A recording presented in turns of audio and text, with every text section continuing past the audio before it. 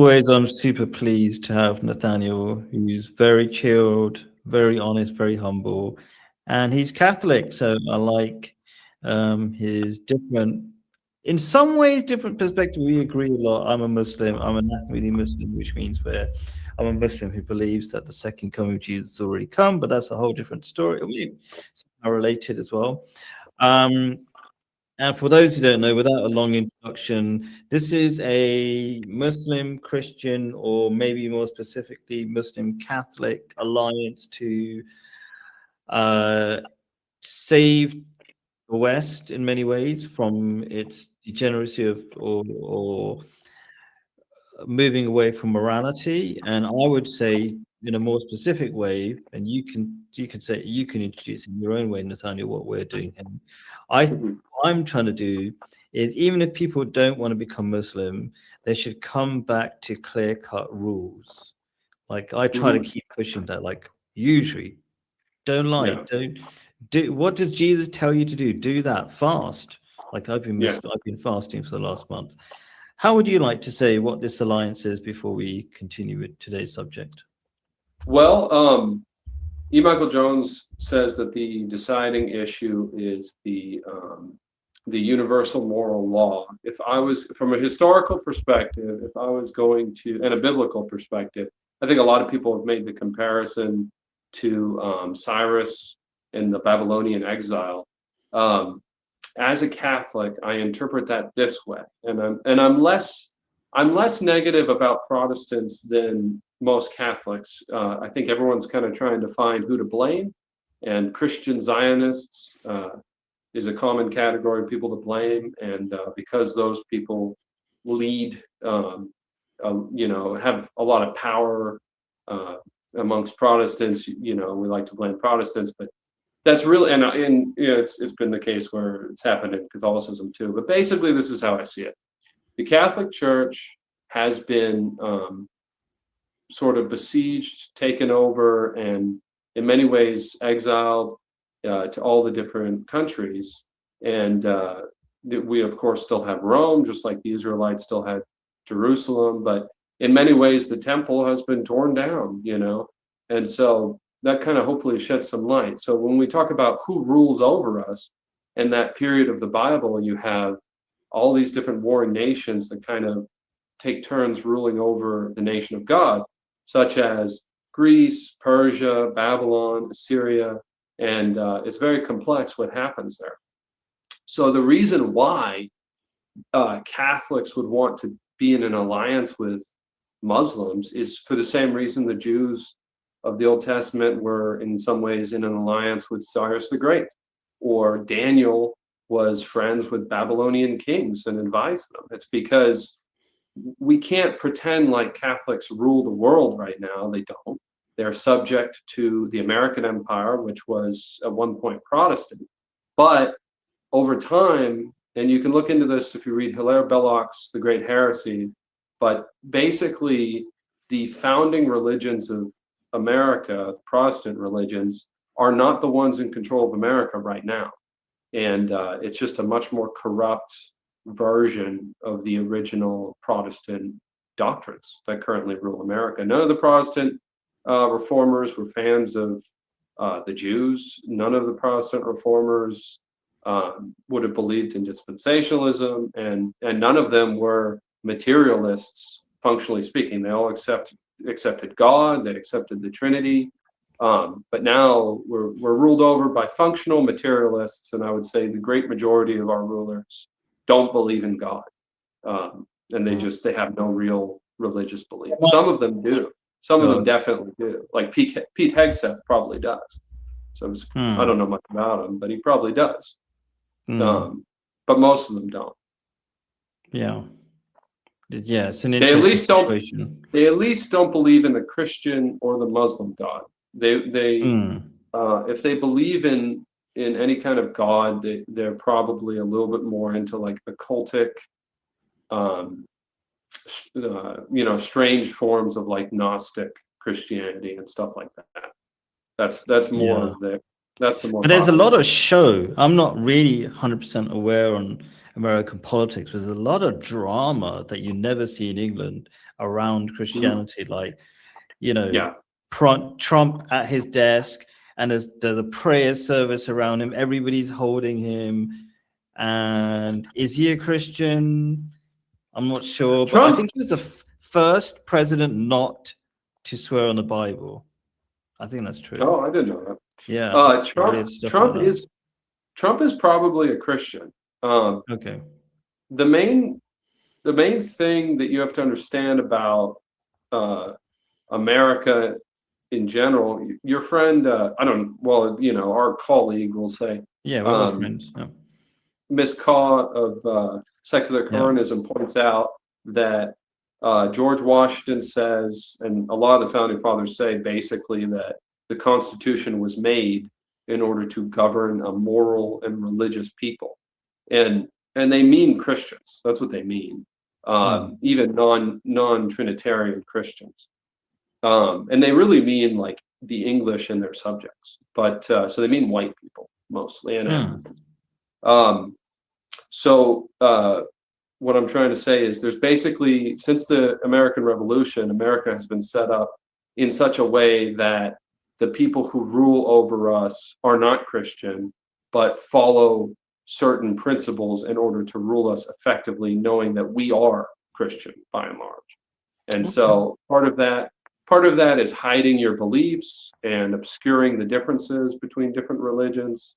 But nowadays, the politicians don't have that much real power, and most of the power is held by people that are not in political office. So the politicians are mostly entertainers, and Trump's no different. So yeah, there are people pulling the strings, right? Yeah. I mean, more than that, I mean, there's people dictating. There's people that come to Trump and tell him exactly what to do and give him no options to do anything different. Are you talking about Netanyahu kind of thing? Or I don't know. I mean, we probably don't hear about it. You mean that? So you're talking about people who are not actually seen, but there's somebody pulling the strings. You're saying? Yeah, I mean, even like if somebody says, well, it's Mossad or it's CIA or it's, I don't know, anybody. Yeah, I agree. Even if they say that, I kind of feel like, well, just because I know who it is, now I don't think it's that person. You know what I mean? But but it's kind of an open secret that politicians get assassinated all the time. Public figures get assassinated all the time. So there's a certain amount of Charlie Kirk, JFK. There's a certain amount of just threat, when somebody tells you to do something where you know what they could do, Yeah. And that's before you factor in blackmail, drugs, pedophilia, all the other things that are used to keep control. So and even the people who have control don't all cooperate with each other. So you have probably warring factions that have blackmail on the same people. You know what I mean? So that's also part of it.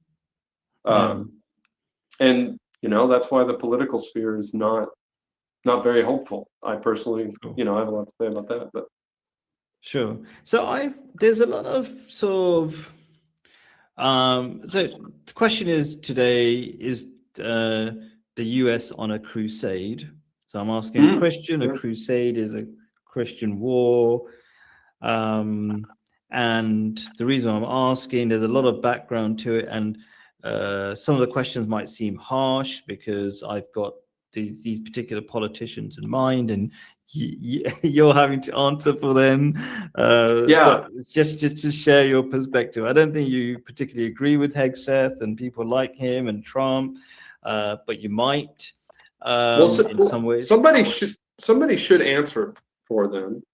Yeah. And I'm a typical American.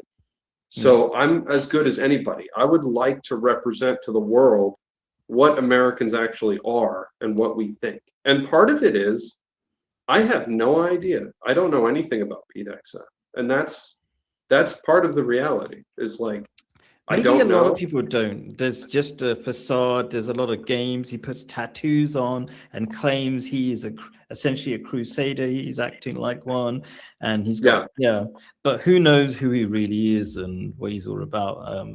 So I'm going to play a video to talk about, to give a sense of like, this is terrible what's happening in the name of Christianity. And I'm putting on your shoulders to answer for all these atrocities, but let's go for it. I want to answer for it. That's the thing. I want to answer for Christ in this situation. Absolutely. So appreciate it. It's good. Any good Christian should want to answer for it. So let's play this video, this really quite sad video. Let's go for it. Shows the United States is behind the killing of 168 schoolgirls as well as 14 teachers in Iran. I'm an American, and I am mad that my American military has massacred 168 little girls and 14 teachers. So I think that a big question we have to ask ourselves is, who are we as Americans? Who do we want to be? Are we the good guys? Or are we the bad guys? And if we think we're the good guys, and if we want to believe we're the good guys, do we think that these actions of killing kids, can we honestly say, well, it was just necessary? I don't think you'd say that if it was your kid. I don't think you'd say that if a foreign country came and bombed us and killed our school kids. But that seems to be what we want to say when we do it to others. And we have to be better than that. We can't just say, well, all is fair in love and war. We have to say, no, we are American heroes. That's what we want to be. We want to be the good guys. And if we want to be the good guys, then we need to act like the good guys. And the good guys don't massacre kids. If a tragedy like this happens, we must take responsibility, and we should all be having some sort of memorials and grievings for these children all across this country. All across this country. We should show the Iranian people that we are human here in America, that we will rise up and say, yes, we are at war, but we are not at war with your children. And we are very sorry. Yeah, such an important topic. I don't think anybody's really talking about it, and it's so important to talk. What is not? I mean, people are shocked about what's going on, but anyway. So I'm going to put some tough questions to you. You know the questions already. People, if they're interested in what the questions are going to be like, do go to the description as usual. There's a document with all the questions, and I've always give it to my guests ahead of time so they can think about it. First tough question. And you offered for me to change them. You asked if I wanted to reword them. So that was kind of you. Yeah, I sometimes think I can seem hard. I knock out these questions very, very quickly anyways, like gut feeling sort of thing about what I feel is happening. So anyway, are you proud to be a U.S. citizen? No, not. And I don't want to get too off into the weeds. If you ask, obviously pride's a sin, and I do think America is full of pride. But I don't want to get too much into like talking about rhetoric or the meaning of that word. If you were going to say, are you happy to be an American citizen? I kind of told you about this in my email, but I have been very unhappy to be an American citizen for most of my life. And I've spent brief periods where I was happy to be an American citizen. Basically, when Trump was elected, I was happy. And I would say now, despite the fact that there's an Iran war, I'm actually happier to be an American citizen now. And like I said, despite, not because of the Iran war, but basically, as I'm a Catholic convert now for 6 years. And God has brought me more back into the public space like I was before I converted. And the reason I converted to the Catholic Church, one of the reasons, because I saw a lot of problems in the Catholic Church, and I wanted to be in the right place, being a good person. And I don't think I can change the Catholic Church, but I can certainly change people. America is different. I think America can be changed. America is not a church. It's an empire. It's a very fragile empire, and it's a very powerful empire. And I am happy to be a U.S. citizen because I think God wants to change America, and I think there's a lot of merit to be won by being a part of that being a part of that solution, basically. So I want to conform to God. God has made me American citizen, and I'm happy about it. Does that make sense? Interesting. So you're disappointed or saddened, disappointed, really not a big enough word, about what America is doing, massacring people in Iran unnecessarily, but I'm not you're surprised. you're not I'm very surprised. Yeah. I'm not Yeah. surprised. Unfortunately, I'm not even sad about it. I should be sad about it, but I'm not because Numb to I'm just it. I'm very cynical. I mean, America in its whole history has always killed civilians. I mean, I just So you're moved from numb the to it, South. maybe. It's not like you're psychopathic that you don't care. You are sad because I think in the email you did say you were sad about it as well, right? You and your wife, right? Yeah. It's Actually, just when that we you heard become about numb it, to it because it happens all the time, maybe. I think that's quite natural in some ways, which is sad. well, okay, let me not get off into the weeds. Yeah, we were sad. There was the emotion of sadness when we heard about it. I had a great fear when I heard that we were at war with Iran because I don't want to be conscripted. I don't want the draft. I don't want to go fight any wars, especially an unjust, evil war. There's two wars I would not be surprised that would affect me. One is the Iran war. The other one would be America attacking a Catholic Russia. Also would not surprise me. And those are two wars I imagine myself at risk of being drafted into, which would be very bad for my family. So, and for my religion, many things. But as far as sadness goes, unfortunately, I'm not as sad as I maybe should be. When you're sad, if it's a virtuous sadness, you're supposed to pray and ask God to fix it. And that's because that's for things you can't control. Things you can control, you should be angry about if it's going to be a virtue, because anger is basically the passion that calls you to enforce justice on it.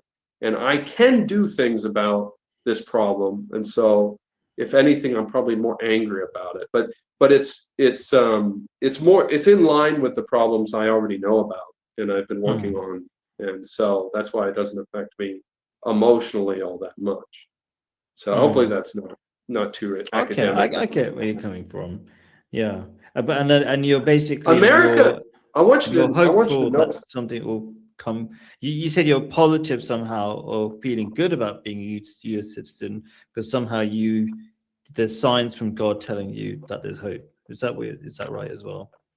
Oh yeah, and I also want to put this out about America is in the South United States, it is common conversation to talk about how the North, which is America, the American government, killed and raided and raped and pillaged the Southern United States. That's in our memory. We talk about it all the time. Native Americans here talk about it. Japanese people, that woman was Asian. They talk about their persecutions. Blacks talk about their persecutions. The Irish do a little bit. So America has killed children all throughout its history, starting its own children, Catholics. America has always acted like this, always. Wow. So that's why it's not surprising. This is how America fights war. Sad. And we've got our friend Claire posting loads of questions, so we'll get to those at some point. I'll try to go fast.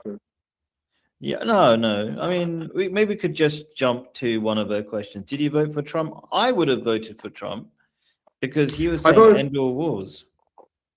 I voted for Trump in 2016. I have not voted since 2016, except in local elections. Partly coincidentally, but I didn't want to vote. But basically because I would have voted though, because my priests were telling me to vote. But I moved and my registration didn't, because of the time I moved and when the elections were, I wasn't able to vote, basically. Just a technicality then. Okay. Yeah, I didn't want to vote, but priests were telling me to vote and to vote for Trump in 2020. It's good to vote, I think. Okay, cool. So this next question maybe needs some sort of background about what's happening. There's a sense of all these, Trump and his gang. There seems to be a white supremacist feel about everything they're doing. You can tell me if I'm wrong or not. So, and it's like we're the best, and all the Muslims are evil, and all those other brown people, they can die. They don't really matter. They don't always say it in exact those words, but that seems to be the vibe they're giving off. So here's a question: white people or people from so-called Christian countries have long done most of the killing in the world. Are they the best people? How long, when you're writing this question, how long are you talking about? Wow, I'll try to restrict centuries of killing. Like, how did when the Americans came over? When the British came over or the Spanish came over to the Americas, they wiped out the indigenous people and treated them cruelly. Since World War II, America's been warring everybody, and even if the Europeans have been pillaging Africa, killing those people there. So it's just non-stop. It's like they seem to be everywhere, destroying everything. On the surface, we invented the iPhone and all that kind of stuff, but maybe other people could have invented stuff if they weren't being beaten and killed. And maybe other people are just nicer people, and they don't go around trying to kill and destroy and take advantage of people. I'm not sure if that's entirely true. Maybe they're not as smart, who knows? But I do find that, like, I'm in the Middle East, and people just care about, like, it's not all about money, it's all about taking care of each other. And there's a different sort of attitude, not trying to win all the time. Obviously white is pretty obscure term that includes a lot of groups. A lot of people don't consider the Spanish white. They don't consider Bulgarians white. Certainly not like the Mexicans. A lot of people consider them non-white. So I disagree. I don't think white people have done most of the killing in the world before World War I. After World War I, and I don't want to talk about that. I don't think the Spanish wiped out the indigenous people, but that's not really relevant to the topic. I think they did great things. Let's see. After World War I do believe that that's true. If you're going to say, are they the best people? Well, in a material sense, they're the most successful. So if you believe in material philosophy, if you believe in evolution, things like that, then you would say, yeah, the whites are the most successful, at least as it stands right now. Who knows what will come next? But and that's the thing. That philosophy has been what's been driving all of the ingenuity and all of the ability to organize and maintain and complex systems that kind of marks the English and white people in general, especially the English. And what's been motivating them is material success. They think that they should be the surviving human race, and there's definitely a supremacy in that. I think it's more complicated now because you have America and you have Israel and you have a religion which has a lot of supremacy kind of cooked into it. So that's worth talking about too. But would you say it's a bit more complicated? So I'll say the two complications, and I'm not necessarily going to disagree with you, because I do think I'm of the belief that all races have their strength. Like, the more I travel, the more I see each the biological and environmental factors that change and shape the nature of people, and it gives them both strengths and weaknesses. Like, Arabs are really super generous, but they're kind of like relaxed as well, and they don't get as much, they're not as organized and whatever, right? So there's always these pros and cons, right? So I can see that Western people, they do seem to have a sort of focus on material things and focus on getting things done in a pretty precise way. And I can see that, right? But I think, I'm not sure, I think what makes it complicated is, first of all, the Western abuse of all these other countries. So they can't, and But Yeah. it's by purpose that they should never, have grow in power because they want the Western powers want to subjugate them. I'm sure this is like out in the open, it's well known. Yeah. And a second thing that makes it even more complicated is that nowadays it's people from outside the West that are making the West technologically capable. Like, especially, let's say in the UK, most of the smartest people are not Westerners nowadays. So, like the doctors and the people who run the country they're not Westerners. Yeah. Well, So that's that's just to make it complicated, but it's not necessarily an argument against what you're saying because I can kind of see what you're saying as well. yeah. Go for it. Well, God intends for the nations to live at peace and with each other, and there's an obligation to go to war in certain situations for the public good. America, I don't think, has ever really fought a just war, even once. Maybe the War of 1812. But what I was going to say is that, yeah, so it doesn't disagree with what I said. The whites, which is basically the English, have constructed these systems over a few hundred years, and they pulled they pulled basically from the Catholic tradition in order to do that, and then they did it for material gain.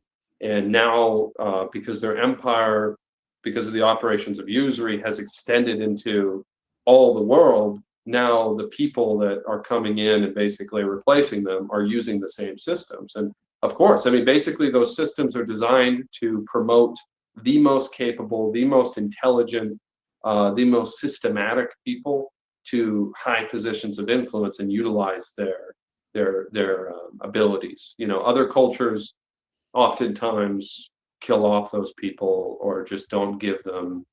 Even the Catholic culture basically said that we want those people to be in religion. We want those people to be set apart for God, and a lot of cultures do that. But the English, they wanted those people to be set apart for banking, for manufacturing, and for like naval transportation, that kind of thing, which is what their empire was built off of.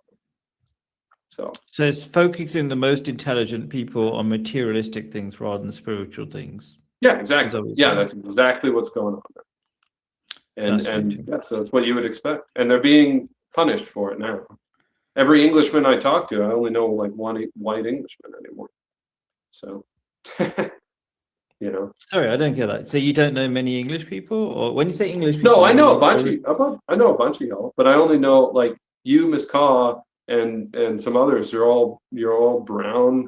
Yeah. Semite Muslims. But locally, you must know loads of white people. I'm trying to. Oh, you mean online? No, I mean I do meet white English people. I'm just saying that the replacement of England seems to be where replacement is the most pronounced.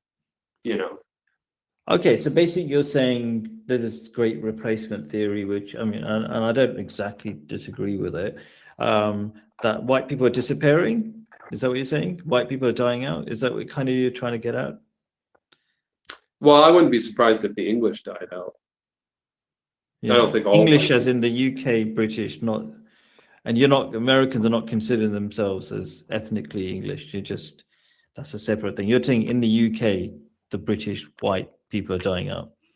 Yeah, I mean, the Anglo-Saxon nations in America also could be replaced, but I don't think they will. I honestly don't think they will die out, but because there's a bunch of prophecies related to England and to its conversion, but that just does seem. I mean, basically, you have positions of power and influence in England that it's like people with names like you, Khalid, Yeah, which is not a traditionally English and now name. it's happening in America, Mamdani. Yeah, like that. Yeah, exactly. But I don't entirely. I mean, I think it's a little bit complicated, and there's another interesting and very important topic about like, are white people dying out? I actually did a survey in this famous place called Speakers Corner in London. Do you know it? And I've I heard did you that mention. survey, and most people agree that white people are dying out. So the trend right. is that way. I agree with you that they won't die out, only because of religious kind of feeling that all the different categories of people will remain.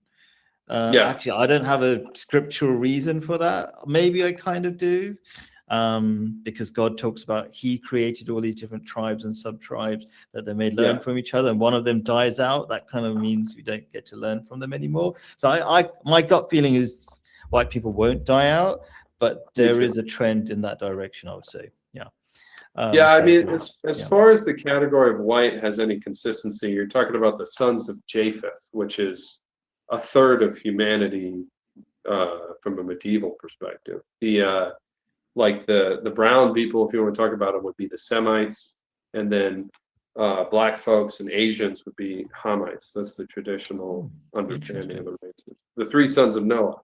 So yeah, I don't think all and America. So England's small, and I mean it's big, but it's not as big as America. And there's just more places to hide in America. It'd just be very hard.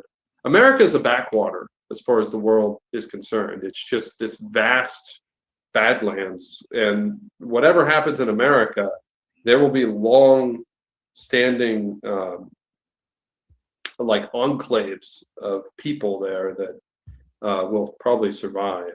You know what I mean? Interesting. Okay, And so I mean, just to check that we've answered the first question. I mean, the second question about Christian nations killing other people. You don't think they did most of the killing in the world? Who do you say have done most of the killing in the world since World War One? Let's say that. That's long. That's nice distance to go back in history. I have no idea. I really don't. I would imagine. I mean, I was okay with agreeing that white people have done it since World War One. Oh, you said since World War One. Okay, cool. Sorry. I think that some of my peers would probably disagree and say maybe it was the Chinese or some of the large genocides in Asia because of like communist governance and stuff like that. But I don't know. Some of that stuff I think is the problem with. So World War One is easy. You can understand it by studying it. I personally think that by the time you hit 1935 and you start trying to study history, the propaganda is so heavy. It's so difficult to sort through because we're speaking English too, and we won World War II, and it's just you really can't trust what you read in history books. The victors write history, right? Exactly. Yeah, and that kind of explains my feelings about like supposedly like communist or atheist genocides. And no doubt a lot of people have been killed. No doubt. Killing a person is also not the worst thing you can do to them, but it's one of the worst things. So. Yeah, I mean, interestingly, Quran agrees. It's like I think what does the Quran say about persecution is worse than killing? Something like that. Yeah, the exact words, but wow, we seem to agree on a lot. I personally think, and this came up in my email to you too, and you're welcome to read that because I think it would be helpful for people like your countrymen to understand what being an American is like. I personally think the worst thing that you could do to somebody, and this is very clear in history right now, is mentally destabilize them before the age of reason. You do Age of Reason 7?